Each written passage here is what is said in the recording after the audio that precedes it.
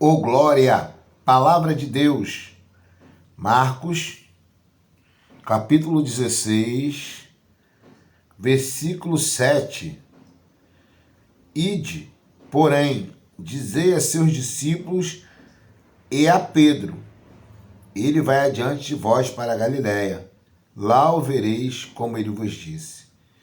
Quando o anjo diz para aquelas mulheres, para que elas avisassem os discípulos que Jesus encontraria com eles lá na Galiléia, o anjo deixou bem claro, ide, porém, dizer a seus discípulos e a Pedro.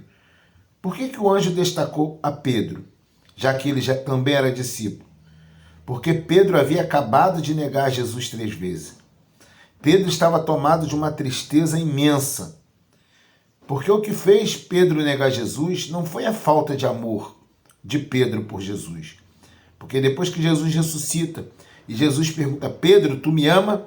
3 vezes Jesus pergunta se Pedro o amava e 3 vezes Pedro diz que amava e Jesus não chamou ele de mentiroso.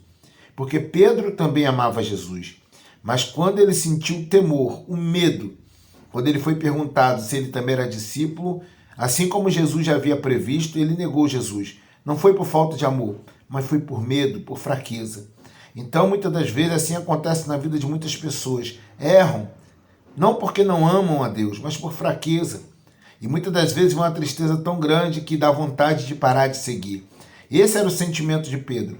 Ele já não sentia-se mais um discípulo, ele já não tinha mais confiança para seguir o caminho, ele até mesmo achava que Cristo já o havia rejeitado.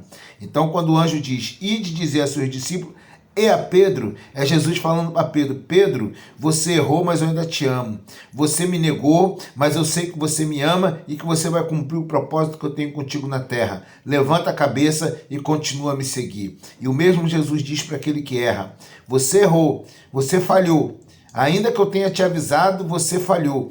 Todavia, o meu amor por você permanece. Não se entregue à luta, não abandone o caminho, siga em frente, porque eu, o Senhor, sou poderoso para fortalecer as tuas pisaduras e te levar até onde eu determinei, até o propósito que eu tenho para a tua vida. Então, se alguém que está vendo esse vídeo assim está afastado do Evangelho porque errou, está pensando em parar porque errou, não pare, porque Jesus não deixou de te amar e é poderoso para te fortalecer. Ô glória, Deus te abençoe.